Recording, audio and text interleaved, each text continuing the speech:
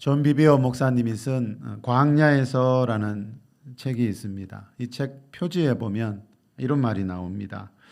하나님 도대체 어디 계십니까? 제가 광야에 있습니다. 자, 이 목사님이 광야라는 곳에 다녀왔다 그럽니다. 광야를 지나왔다 그럽니다. 자, 이 책에서 말하는 광야는 어떤 곳인가 하면요. 나에게 중요한 일이 있어서 급한 일이 있어서 하나님을 간절히 찾고 있지만 하나님이 나와 함께 계시지 않는 것 같다는 그런 절망적인 상황을 말합니다. 이 목사님이 과거에 이 광야를 만났을 때의 자기 모습에 대해서 이렇게 책에서 이야기하고 있습니다. 나는 눈앞에 있는 모든 사람에게 화를 냈다. 그때 나는 하나님께도 실망했다. 내 입에서 하나님에 대한 볼멘 소리가 터져 나왔다. 도대체 뭘 하고 계십니까? 왜 제 삶 속에 역사하지 않습니까? 제게 주신 약속은 도대체 언제 이루어 주실 것입니까? 왜 아무런 말씀이 없으십니까? 틈만 나면 나는 하나님 도대체 어디에 계십니까? 라고 울부짖었다. 자, 하나님을 믿는 사람들이요, 광야를 만나게 되면요, 대부분 이 목사님처럼 이렇게 됩니다. 사람들을 보면 화가 나고 분노가 일어나요. 그리고 하나님을 생각해도 하나님 앞에서도 원망, 불평의 말들이 나오게 됩니다.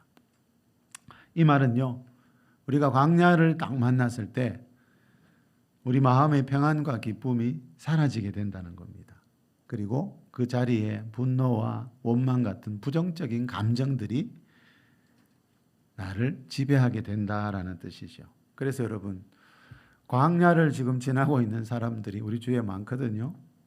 이 광야를 지나고 있는 사람들과 함께 있으면요, 상처받는 일들이 많이 생기게 됩니다. 이 목사님은 당시에요, 이 광야를 지나고 있을 때 자기 인생이 어떤 고의적이고 습관적인 죄 속에 빠져서 살지 않았다 그럽니다. 무슨 말인가 하면 모든 죄를 회개하면서 주님과 동행하는 삶을 살고 있었는데 어느 날 딱 보니까 자기가 광야에 들어와 있더라는 겁니다. 이 책에서 이 목사님이 이런 말도 합니다. 모든 그리스도인은 광야를 경험한다. 원하든 원치 않든 말이다. 성경 속 하나님의 사람들도 예외 없이 광야를 경험했고 완주했다. 예수님도, 세례 요한도, 욥도, 모세도, 바울도, 다윗도 광야는 하나님의 임재와 능력을 새롭게 덧입는 시간이었다. 자, 여러분, 그 광야는 힘든 곳이긴 한데요, 우리 인생에 가장 많은 힘이 드는 곳이긴 하지만 지나고 보면 광야는 하나님의 임재와 능력을 새롭게 덧입는 시간이다, 이렇게 말합니다. 자, 그래서 모든 그리스도인들이 이 목사님 말대로요, 이 언젠가 광야를 지날 때가 있다는 거죠. 모든 그리스도인들이 광야를 경험하게 된다는 말은요, 광야는요, 천국 백성이 되기 위한 필수 훈련 코스라는 뜻입니다. 성경에 보면 한동안 예수님 잘 믿다가, 요즘도 그런 분들 많지요. 몇 년, 때로는 몇십 년 잘 믿다가 대마처럼 세상으로 돌아가는 사람들이 참 많습니다. 그 말은 뭔가 하면 광야에서 받는 훈련에 실패했다는 뜻입니다. 대부분 광야를 만났을 때 신앙을 잃어버리더라고요. 왜 내가 하나님을 믿는데 이렇게 어려운 일이 생기나 하면서 하나님을 떠나는 사람들이 지금도 참 많이 있는 것을 보게 됩니다. 여러분, 군대에 갔지만요, 그 군대마다, 부대마다 하는 훈련들이 있거든요. 군대에 갔지만 훈련을 마치지 못하면요, 정식 군인이 되지 못합니다. 그렇듯이 이 교회 생활도요, 교회 다니고 있다고 해서 다 된 게 아니고요, 이 교회 생활도 광야라는 훈련을 통과해야 천국 백성의 반열에 들어갈 수가 있다는 겁니다. 성경에 보면 이 성경을 쓴 저자들요, 대부분이 그 당시에요, 전 세계 수많은 사람들 중에 가장 하나님을 깊이 알고 하나님과 깊은 교제 속에서 살았던 사람들이거든요. 그래서 성경의 저자로 택함받아 쓰임받았겠지요. 그런데 그런 성경의 저자들도요, 광야에서 훈련 받는 중에 이 성경을 쓴 사람들, 광야의 훈련 중에 쓴 글들이 성경에 보면 많이 나오고 있습니다. 자, 우리 대표적인 거 하나 한번 볼까요? 시편 13편 1, 2절 우리 같이 읽겠습니다.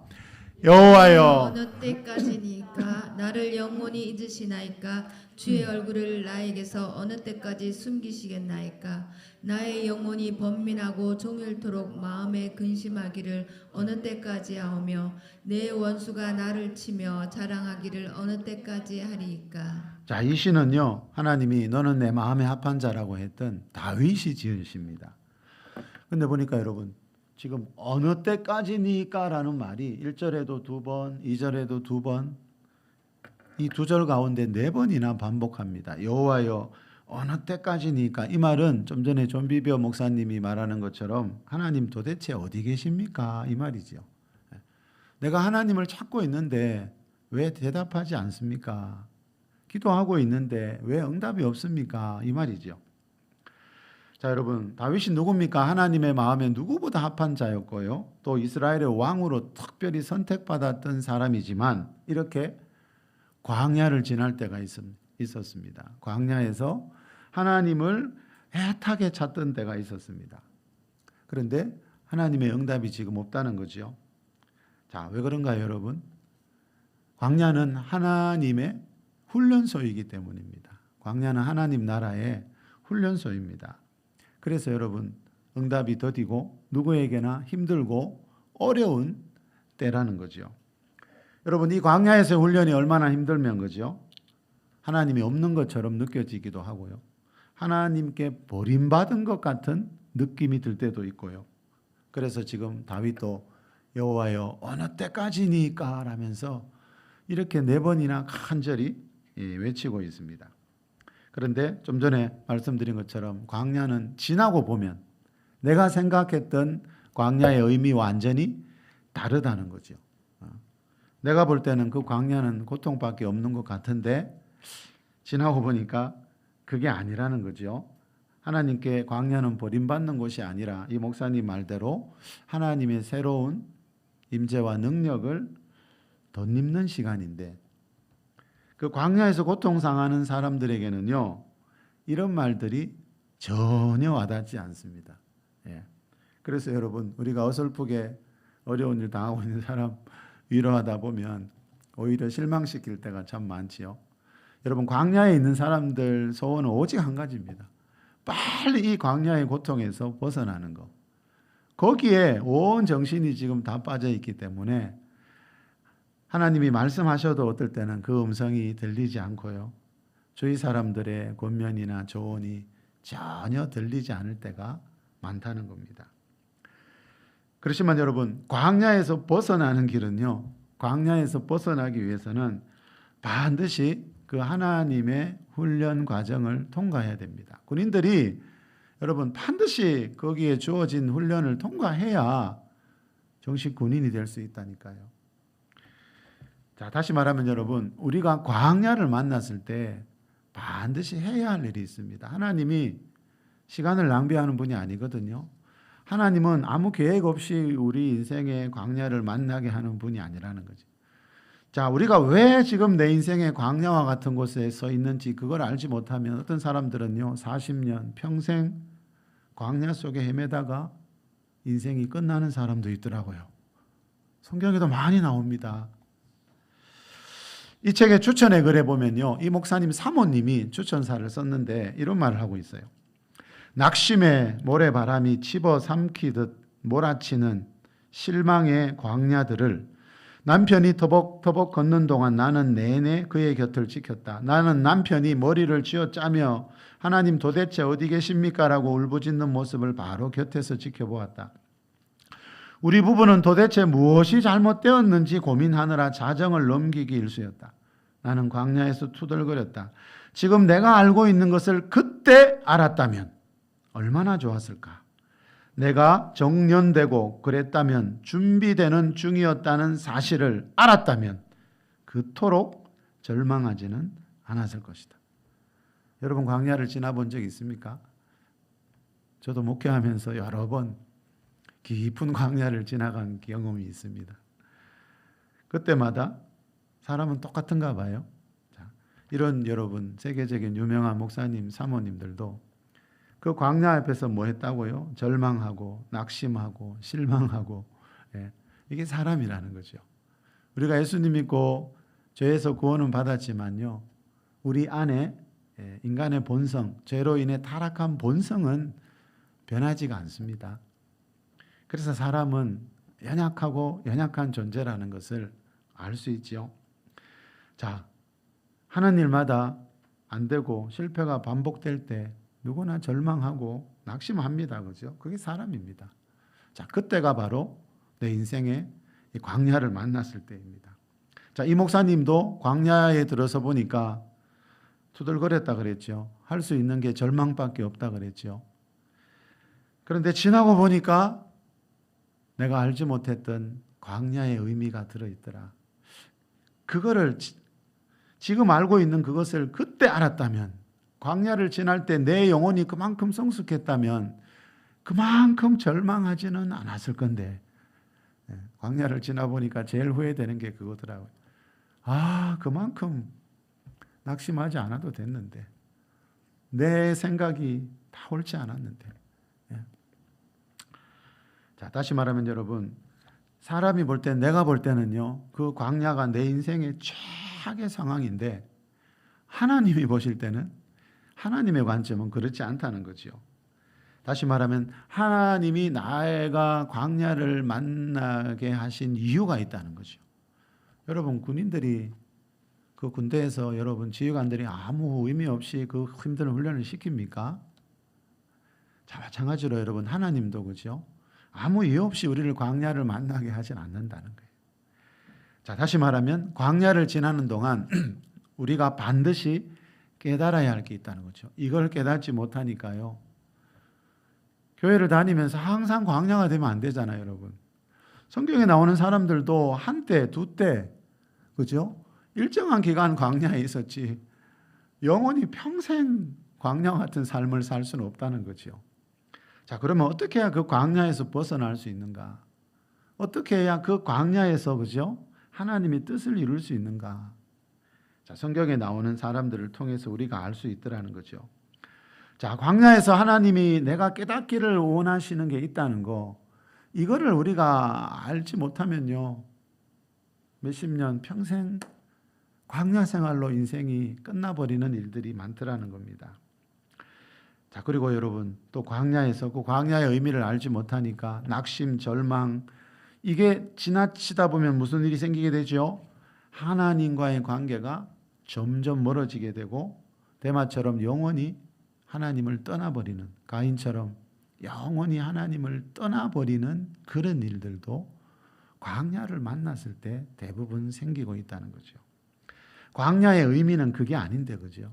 하나님이 그러라고 광야를 만나게 하신 게 아닌데, 우리가 광야의 의미를 알지 못하니까, 광야에서 인내하지 못하니까 결국 하나님과의 관계가 완전히 멀어지는 일이 생기더라는 겁니다. 자, 다시 말하면 여러분, 광야는 이 목사님 말대로 누구에게나 옵니다. 신앙생활은, 이 세상은 천국이 아니기 때문에요. 천국엔 광야가 없습니다, 여러분. 이 세상은 천국이 아니기 때문에요, 하나님을 열심히 믿어도 광야를 만날 때가 있습니다. 그 광야를 만났을 때요, 내가 무엇을 선택하느냐에 따라 내 인생의 후반부가 역전될 수도 있고, 그 광야를 만났을 때 내가 무엇을 생각하고 무엇을 바라보느냐에 따라 내 미래는 완전히 달라지는 일들이 일어난다는 거죠. 사도행전 7장 38절에 보면요, 출애굽한 이스라엘 백성들을 광야 교회라고 부르죠. 애굽에서 종살이하던 이스라엘 백성들이 애굽에서 나와서 이제 홍해 바다 건넌 뒤에 들어온 것이 광야거든요. 그리고 40년 광야 생활했는데, 그 40년 광야 생활을 신약 성경은 뭐라고 그런다고요? 교회 생활이다. 광야 교회라, 이렇게 말합니다. 자, 출애굽기 15장에 보면요, 하나님이 홍해 바다를 갈라주셔서 건넌 뒤에 이제 본격적으로 광야 생활을 시작하는 이스라엘 백성들의 모습이 나오고 있습니다. 우리 한번 볼까요? 출애굽기 15장 19절에서 21절입니다. 바로의 말과 병거와 마병이 함께 바다에 들어가매 여호와께서 바닷물을 그들 위에 되돌려 흐르게 하셨으나 이스라엘 자손은 바다 가운데서 마른 땅으로 지나간지라. 아론의 누이 선지자 미리암이 손에 소고를 잡음에 모든 여인도 그를 따라 나오며 소고를 잡고 춤추니 미리암이 그들에게 화답하여 이르되 너희는 여호와를 찬송하라. 그는 높고 영화로우시며 말과 그 탄자를 바다에 던지셨음이로다 하였더라. 자, 출애굽한 이스라엘 백성들을 쫓아오던 애국 군대가 홍해 바다에 빠진 모습 보고, 자, 20절에 나오듯이 미리암과 모든 여인들이 소고를 치면서 춤을 추며 하나님을 찬양하고 있습니다. 출애굽 당시에 20세 이상의 남자가 60만 명이 좀 넘었다 그랬죠. 자, 그렇다면은 이때 소고 치며 춤추는 모든 여인들이 여러분 최소한 수십만 명은 더 됐을 거라는 겁니다. 자, 여러분 한번 상상해 보시기 바랍니다. 자, 이스라엘 백성들은 애굽에서 나오기 전에도 10가지 재앙을 통해서 하나님의 능력을 경험했지요. 홍해 바다가 갈라지는 것도 봤고 또 바다 가운데를 마른 땅처럼 건너왔습니다. 지금. 그리고 뒤쫓아오던 애국 군대가 그 다시 흘러온 바닷물 가운데 빠지는 모습도 봤습니다. 자, 그런 수많은 기적들을 보았던 수십 명의 여자들이 지금 뭐 한다고요? 소고치며 춤추며 하나님을 찬양하고 있습니다. 자, 그 모습을 한번 그려보세요. 여러분, 만약에 내가 그 자리에 있었다면 어땠을 것 같아요? 여러분, 그 자리에 있었던 그런 여러분 감격적인 자리에 있었던 사람이라면 그 감동이 평생 갈 것 같지 않습니까? 그런데 이스라엘 백성들 보면요, 그 감동이 며칠을 가지를 않습니다. 자, 이 찬양이 끝난 뒤에 이제 뭐하죠? 이스라엘 백성들이 본격적인 광야 생활을 시작하죠.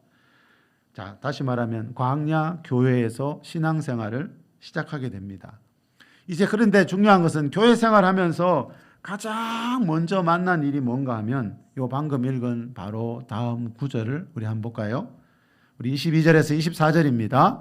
모세가 홍해에서 이스라엘을 인도하며 그들이 나와서 수르 광야에 들어가서 거기서 살 길을 걸었으나 물을 얻지 못하고 마라에 이르렀더니 그 물이 있어서 마시지 못하겠으므로 그 이름을 마라라 하였더라. 백성이 모세에게 원망하여 이르되 우리가 무엇을 마실까 하매 그 인류 역사에 보기 드문 감격적인 감동적인 기적적인 모습들을 봤지만 여러분 사흘 길을 간 뒤에 뭐 하고 있습니까?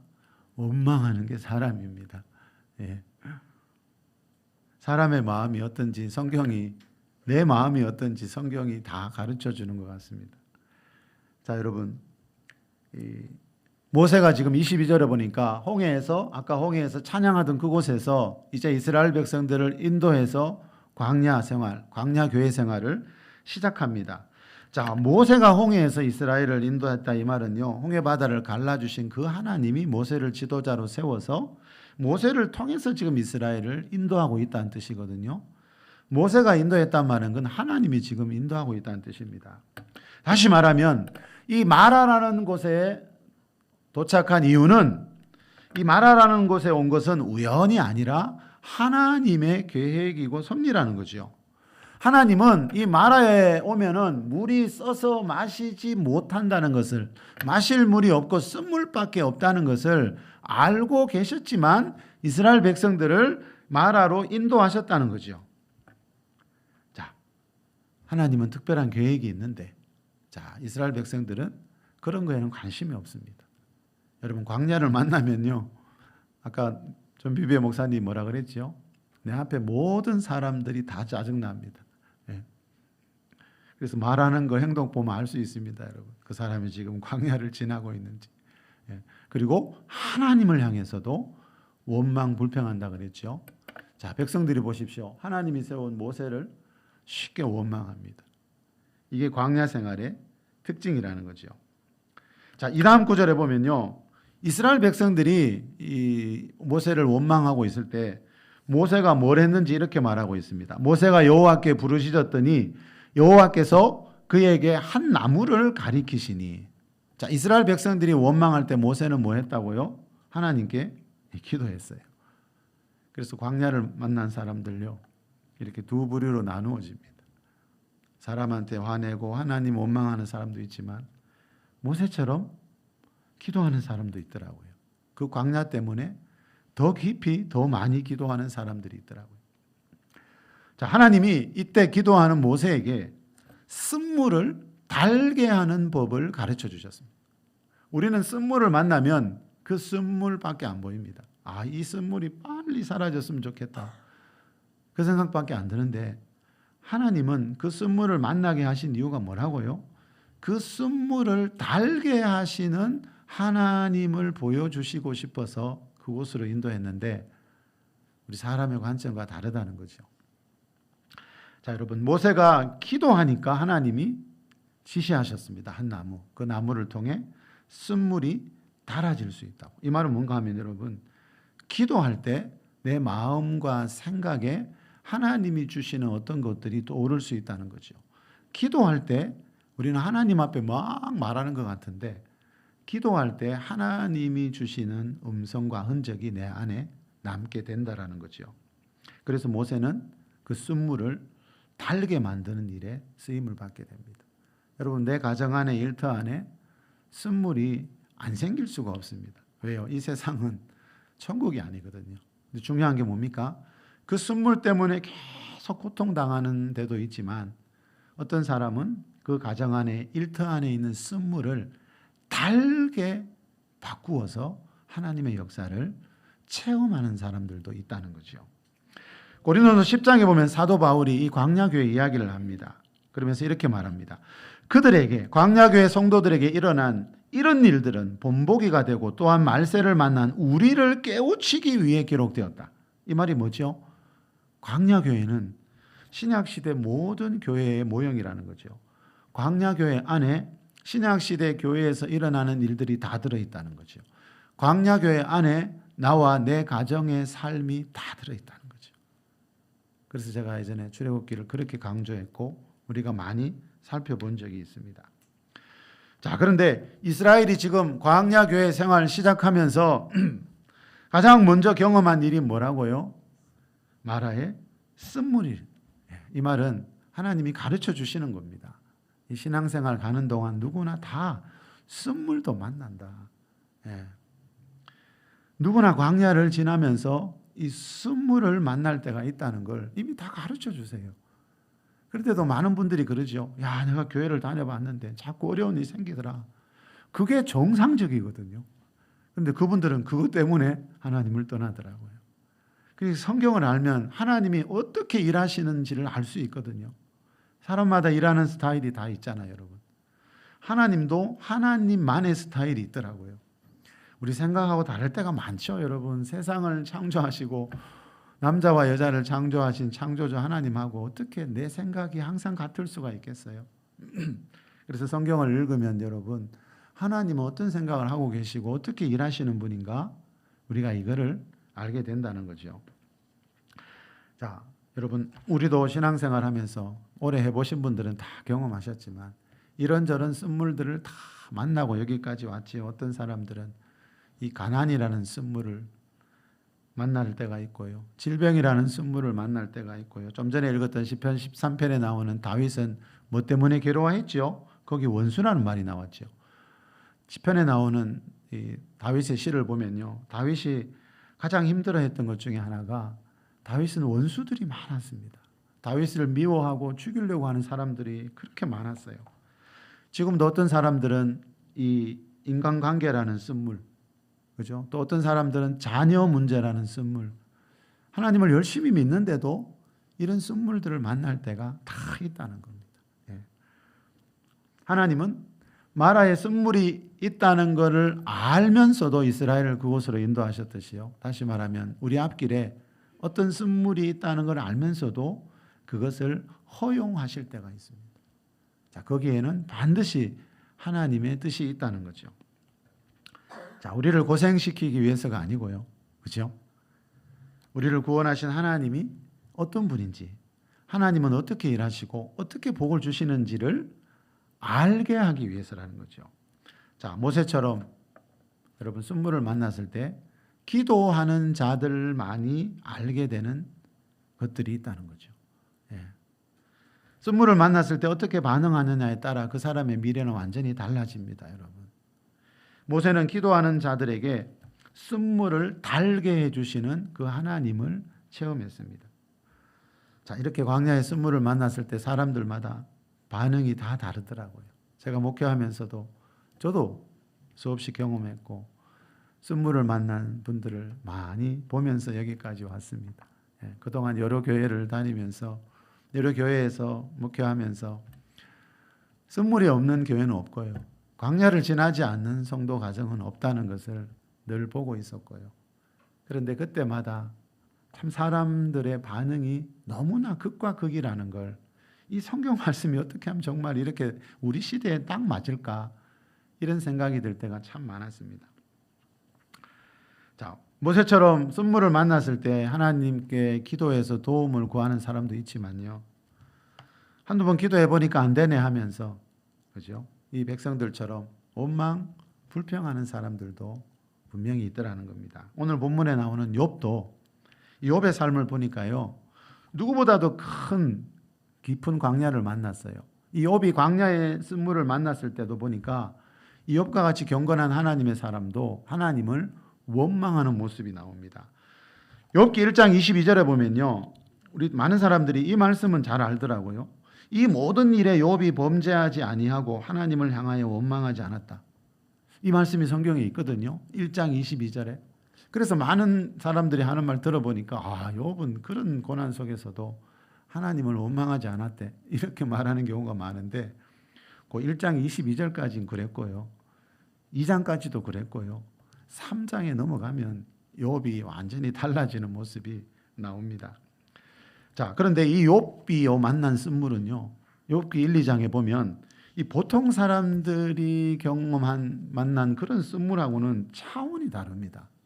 욥이 만난 광야는요, 정말 그 어떤 사람들보다도 깊고 깊은 광야였어요.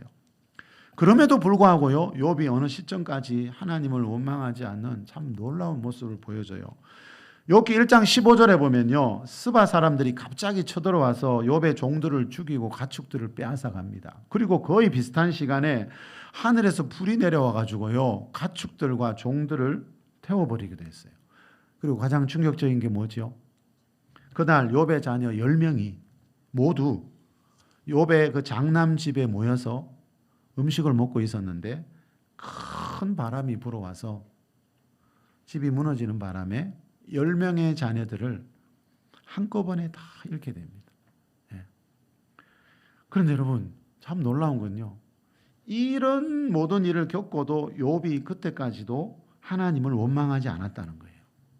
그걸 보면 이 욥이란 분의 신앙이 이 보통 사람들하고는 차원이 달랐다라는 걸 알 수 있어요. 그리고 여러분, 욥의 쓴물은 이게 전부가 아니고요, 욥기 2장에 가면 사단이 욥을 칩니다. 그래서 몸에 피부병이 생겨서 뭐하고 있죠? 발바닥부터 정수리까지 종기가 나서 끓고 있습니다. 질병의 고통까지 당해요. 그 모습을 보고 그때 아내가 한마디 하지요. 하나님 욕하고 죽어라. 그래도 하나님을 믿느냐 찾느냐 이 말이에요. 지금 집이 이렇게 됐는데 그래도 하나님 찾고 있느냐 이 말이에요. 자, 이 욥의 아내는 광야의 쓴물을 만나서 지금 하나님과의 관계가 점점 멀어지고 있죠. 자, 욥이 아내가 욥 보고 하나님 욕하고 죽으라고 했을 때에도 욥기 2장 10절에 보면요, 놀라운 말씀이 나와요. 그때까지도 욥은 입술로 범죄하지 않고 하나님을 원망하지 않았습니다. 그런데 그렇지만 3장 이후부터 욥이 달라집니다. 즉 시간이 점점 흐르면서 치유가 되는 게 아니고 욥이 시간이 조금씩 흐르면서 더 힘들어지기 시작합니다. 우리 욥기 3장 1절 한번 읽어봅시다. 그 후에 욥이 입을 열어 자기의 생일을 저주하니라. 자, 그 후에 욥기 1, 2장에 보면 욥이 이렇지 않았다는 뜻입니다. 자녀 10명 다 잃고 재산 다 잃고 몸에 피부병이 생기고 한동안은 잘 견뎠는데 어느 시점부터 그때부터 욥이 입을 열어 자기 생일을 저주한다는 말은 나를 이 세상에 태어나게 하신 창조주 하나님을 지금 원망하고 있다는 거죠. 자, 욥의 마음이 변하고 있습니다. 욥의 믿음이 점점 떨어지기 시작합니다. 우리 신앙생활하는 분들도 다 마찬가지더라고요. 어떤 사건, 그 사건 때문에 그죠? 신앙이 떨어지기 시작하는 시점이 있더라고요. 이 욥도 그랬습니다. 고난이 길어지다 보니까요, 이 욥이 믿음이 떨어지고 있습니다. 여기 3장이지요. 7장에 가면요, 여러 달째 내가 고통당하고 있다. 여러 달이란 말이 나옵니다. 여러 달째, 여러 달이 가면서 점점 고통이 더 심해지는 겁니다. 여러 달이 됐으면 이제 상처가 치유되는 게 아니고 여러 달이 지났는데, 이런 일을 겪은 지 여러 달이 지났는데 점점 더 힘들다는 겁니다. 그래서 뭐라 그러냐면요, 내 마음의 괴로움 때문에 이제 대놓고 불평하겠다는 말을 합니다. 그러면서 죽고 싶다는 말까지 합니다. 자, 욥도 원망하고 불평했습니다, 여러분. 1, 2장까지는 잘 견뎠는데 이제 3장 이후로 넘어오면 욥이 불평하기 시작합니다. 오늘 본문은 23장이죠. 자, 욥은 이때까지도 계속 원망하는 모습을 오늘 본문을 보면 나오고 있죠. 우리 오늘 본문 욥기 23장 1절에서 3절 함께 읽어보겠습니다. 욥이 대답하여 이르되 오늘도 내게 반항하는 마음과 근심이 있나니 내가 받는 재앙이 탄식보다 무거움이라. 내가 어찌하면 하나님을 발견하고 그의 처소에 나아가리까. 내가 어찌하면 하나님을 발견할 수 있을까? 이 말은 하나님 앞만 찾아도 보이지 않는다는 거죠. 아무리 기도해도 여러 달째 기도해도 들리지 않는다는 거죠. 자, 내가 어찌하면 하나님을 발견하고 그의 처소에 하나님이 계신 곳에 나아가서 하나님을 만날 수 있을까? 이 말은 서두에 존 비비어 목사님이 말한 하나님 도대체 어디에 계십니까? 이 말이죠. 자, 욥은 여러분 잠깐 지금 소개해드린 대로 이 사람이 인생을 살면서 만날 수 있는 광야 중에서도 가장 깊은 광야를 만난 사람입니다. 보통 사람은 여러분 자녀 한 명만 잃어도 그죠? 평생 한이 되는데 이 욥은요 10명의 자녀를 한꺼번에 잃었습니다. 그걸 당해보지 않은 사람은 어떻게 상상이나 되겠습니까? 또 그런데다가 아내는 하나님을 욕하고 죽으라고 하지. 몸에는 피부병이 생겨서 몇 달째 몸을 끓고 있지. 자, 욥기 1장 1절에 보면요, 욥기를 시작하면서 욥이 어떤 사람인지 이렇게 말합니다. 욥은 온전하고 정직하여 하나님을 경외하며 악에서 떠난 자니라. 그래서 더더욱 욥은 자기 인생이 이해가 안 되는 겁니다.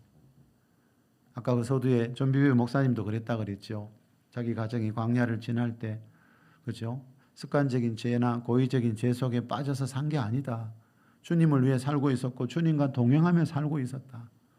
이 욥도 여러분 온전하고 정직하고 하나님을 경외하고 악에서 떠난 자였어요. 그래서 더더욱 욥은 자기 인생이 이해가 되지 않는 겁니다. 우리도 이럴 때가 얼마나 많습니까?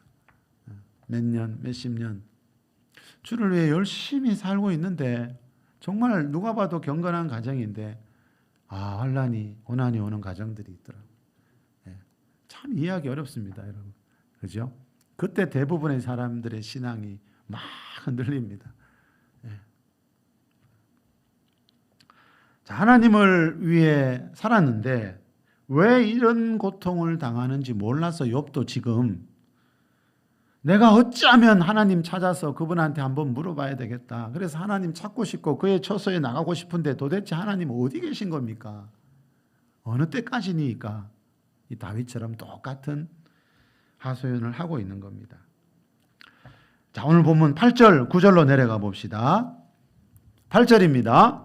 그런데 내가 앞으로 가도 그가 아니 계시고 뒤로 가도 보이지 아니하며 그가 왼쪽에서 일하시나 내가 만날 수 없고 그가 오른쪽으로 돌이키시나 배울 수 없구나. 이런 심정은 당해보지 않은 사람들은 모릅니다. 그죠?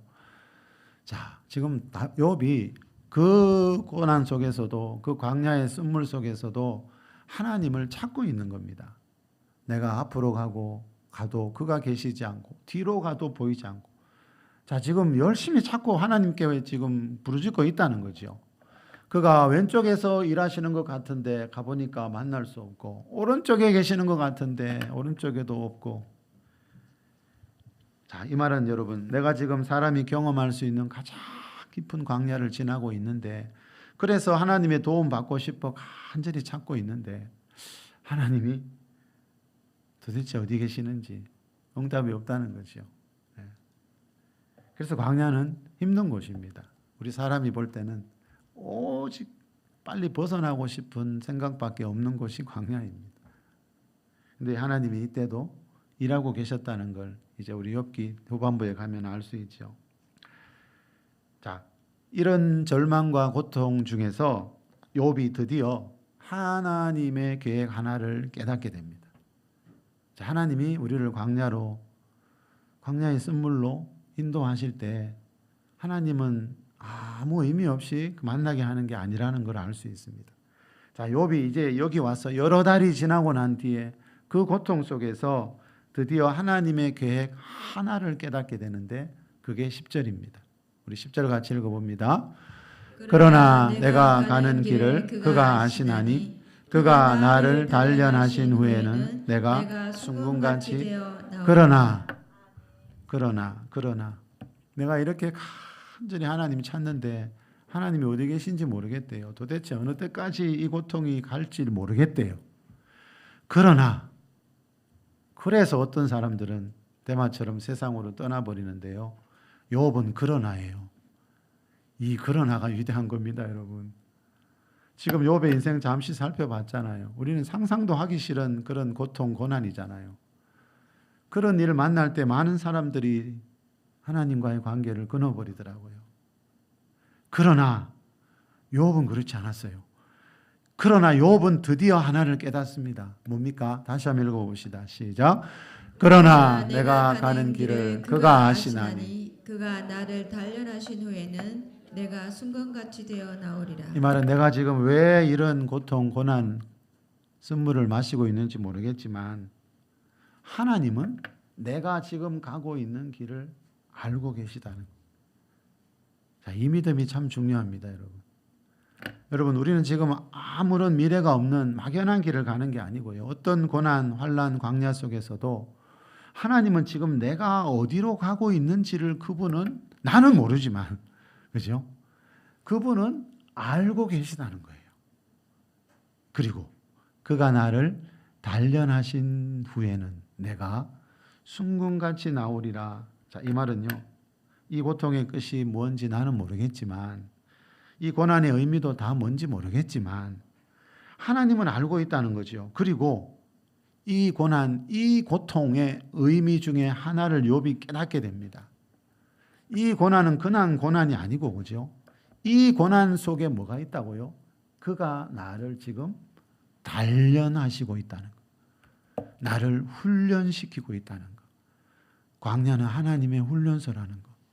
욥이 드디어 여기 와서 이제 깨닫게 됩니다. 여러분, 이걸 깨닫지 못해서 많은 사람들이요, 광야 속에서 하나님과의 관계가 멀어지는 일들이 너무나 많은 것을 보고 왔습니다. 욥은 지금 자기가 당하는 고통을 단련이라고 말하고 있어요. 그가 나를 단련하신 후에는, 그가 이 광야에서 나를 훈련하신 후에는 내가 어떻게 된다고요? 순금같이, 내가 이 고난 고통 속에서 내가 내 삶이 망하는 게 아니고요, 이 고난 고통을 지나고 난 뒤에 이 광야의 끝에 가면 내가 순금 같은 신앙으로 서 있게 될 거라는 것을 욥은 여기 와서 깨닫게 됩니다. 고난이 왜 온다고, 여러분? 하나님이 우리를 더 순금 같은 신앙으로, 불순물이 전혀 없는, 순금이 뭡니까? 불순물이 없는 거잖아요. 다른 어떤 것도 없는 그런 신앙으로 하나님이 지금 나를 다듬고 계신다는 걸 욥이 드디어 깨닫게 됩니다. 마태복음 24장에 보면 예수님이 십자가에 못 박혀 피 흘리시는 중에요, 이렇게 말합니다. 나의 하나님, 어찌하여 나를 버리셨나이까. 자, 아까 예수님도 광야를 지나왔다는 말이 이겁니다, 여러분. 십자가가 어떤 자리입니까? 하나님께 버림받는 자리입니다. 이 예수님이 이 십자가에 못 박힌 채 지금 하신 말씀입니다. 피 흘리시면서 하신 말씀이에요. 나의 하나님 어찌하여 나를 버리셨습니까? 십자가는 어떤 자리입니까? 하나님께 버림받는 자리입니다, 여러분. 예수님이 십자가에서 하나님께 버림받으시면서 흘리셨던 그 피가 우리를 죄에서 씻어주는 보배로운 피가 되었습니다. 십자가는 예수님이 만났던 광야입니다. 예수님도 십자가라는 광야를 지나가실 때 하나님께 버림받는 것 같은 고통을 당하셨어요. 그렇지만 영원히 버림받은 게 아니었지요. 그 십자가 너머에 가보니까, 그 광야의 끝에 가보니까 부활이라는 영광이 기다리고 있었습니다. 그래서 히브리서 12장 2절에 보면 그는, 예수 그리스도는 그 앞에 있는, 십자가 앞에 있는 기쁨을 위하여 십자가를 참으사라고 기록되어 있습니다. 자, 우리 욥기 후반부에 가면 욥이 이전보다 2배의 복을 받고 자녀들도 새롭게 태어나는 모습, 그죠? 이전보다 더 회복되어서 살아가는 모습이 욥기 후반부에 나옵니다. 안종욱 목사님이 고난이 꽃이 되고 별이 되게 하소서라는 책에서 이런 말을 합니다. 제목이 참 아름답지요? 고난이 꽃이 되고 별이 될 수 있습니다. 어떤 사람의 고난은 고난으로 끝나버리더라고요. 그런 안타까운 인생도 얼마나 많습니까? 교회 안에서도요. 그런데 이 목사님이 고난이 나중에 가면 꽃이 되고 별이 될 수 있대요. 이 책에서 이 목사님이 이런 말을 해요. 참으로 이상하고 신비한 것은 성도가 하나님께 극도의 실망과 좌절을 깊이 느끼고 삶이 엉망이 되어버린 상황에서조차도 그분께 부르짖는다는 것이다. 여러분, 이렇게 이상하고 신비한 일 경험해 보셨습니까? 저는 더러 많이 경험해 봤습니다. 전 제가 이상하고 신비한 사람인지 처음 알았습니다. 자, 여러분, 이 세상에 참으로 이상하고 신비한 일이 있대요. 뭐라고요? 성도가 하나님께 극도의 실망감과 좌절을 깊이 느끼면서도 삶이 엉망이 되어버린 상황에서조차도 그분께 부르짖는다는 것이다. 그것이 절규이든 원망이든 반항이든 하나님께 묻고 또 묻고 소리친다. 그렇다. 이해할 수 없는 고난 앞에 하나님께 부르짖는 것만이 유일한 답이다. 이 목사님이 이렇게 말합니다. 참으로 이상하고 신비로운 사람들이 천국 가는 사람들입니다. 여러분, 천국 가는 사람들의 특징이 바로 이겁니다. 아까 서두에 말씀드렸죠. 교회를 다니는 모든 사람들이 광야를 만난다고. 그런데 광야를 만났을 때 두 부류의 사람들이 생깁니다. 데마처럼 한동안 열심히 믿었는데 어떤 광야를 만났을 때 세상으로 돌아가 버리는 사람도 있는 반면에 이 모세처럼 욥처럼 광야에서 하나님께 부르짖는 사람들도 있습니다. 자, 천국 가는 사람들의 특징은 이겁니다, 여러분. 욥처럼 비록 깊은 광야를 만났지만, 비록 생애를 저주하고 하나님을 원망하면서도 계속해서 이 목사님 말대로 하나님 앞에 나아간다는 겁니다. 그래서 이분들은 참 이상하고 신비로운 사람들입니다. 떠나는 사람도 있는데 하나님 없나 보다, 하나님 날 버리셨나 보다, 그렇게 떠나는 사람도 있는데 맞네요. 이분들은 참 이상하고 신비로운 사람들이네요. 여러분, 욥처럼 이런 고난을 당하면서도, 그죠? 하나님 앞에 계속 나아가는 사람들이 있습니다. 모세처럼, 그죠? 원망할 만한 상황이잖아요. 아니, 며칠 전에 그 바다 갈라져가지고 우리를 건너게 해주셨으면 하나님, 내가 모세가 목회하면서 처음으로 그곳에, 마라라는 곳에 와서 이제 그곳에 여러분, 물샘 12이 있고 종려나무 70그루가 그곳에서부터 있었으면 얼마나 좋았겠어요. 엘림의 축복, 그죠? 그게 처음부터 있었으면 얼마나 좋았겠어요. 그런데 가보니까 엘림이 아니고 마라의 쓴물이에요. 모세도 왜 낙심이 안 됐겠어요. 그런데 모세는 백성들이 원망할 때 하나님께 기도하고 있습니다. 욥은 하나님의 음성이 들리지 않습니다. 몇 달째, 여러 달이란 말이 나오거든요. 아무리 부르짖고 찾아도 오른쪽으로 가도 왼쪽으로 가도 앞으로 가도 뒤로 가도 하나님 보이지 않습니다. 그런데도 뭐 하고 있습니까? 계속 하나님 앞에 나가서 원망을 하든 저주를 하든 불평을 하든 계속 하나님 앞에 있습니다. 이 차이점입니다, 여러분. 자, 광야를 만났을 때 우리가 해야 할 가장 중요한 일 한 가지 바로 이겁니다, 여러분. 뭐 굉장히 그죠? 그럴 듯한 기도가 아니고요. 예? 누군가 볼 때 그죠? 감동을 줄 만한 그런 기도가 아니고요. 욥처럼 하나님 앞에서 계속 부르짖는 겁니다. 도대체 어디에 계시니까? 이게 다윗의 기도입니다, 여러분. 성경에 나오는 기도입니다. 누구나 할 수 있는 기도입니다. 하나님이 그런 기도했다고 나중에 뭐라 하지 않더라고요. 욥이 생일 저주했다고 하나님이 나중에 뭐라 하지 않더라고요. 중요한 것은 뭡니까? 어떤 광야의 길 앞에서도 내가 하나님 앞에 있는 것. 예. 그게 천국 가는 사람들의 특징이었습니다. 그것이 기도이든 원망의 말이든 그죠? 하소연이든 하나님 앞에서 묻고 또 묻고 소리치는 것이 광야를 통과한 하나님의 사람들의 특징이었습니다. 성경에 나오는 하나님의 사람들은 광야를 만나서 인생이 끝난 사람들이 아니고요. 그 광야에서 부르짖는 기도를 통해서 그 광야를 통과한 뒤에 하나님이 예비하신 곳으로 들어섰던 사람들입니다. 여러분, 우리 지난주에 사랑하는 자의 영혼이 잘된 같이 범사가 잘되고 강건하기를 원한다는 말씀 살펴봤죠. 여러분, 광야에서도 영혼이 잘 될 수 있습니다. 우리는 광야가 고통의 자리로밖에 보이지 않지만 하나님 보실 때는 그 광야가 우리 인생 중에 영혼이 가장 잘 되었던 곳입니다. 광야에서 영혼이 잘 되는 길이 어디 있다고요? 하나님 앞에서 부르짖는 겁니다. 광야가 내 인생의 걸림돌이 아니라 내 인생의 새로운 미래를 이끌어주는 디딤돌이 될 수 있도록 늘 하나님 앞에서 우리도 부르짖으면서 살아가는 우리 모두가 될 수 있기를 우리 주 예수 그리스도의 이름으로 축원합니다.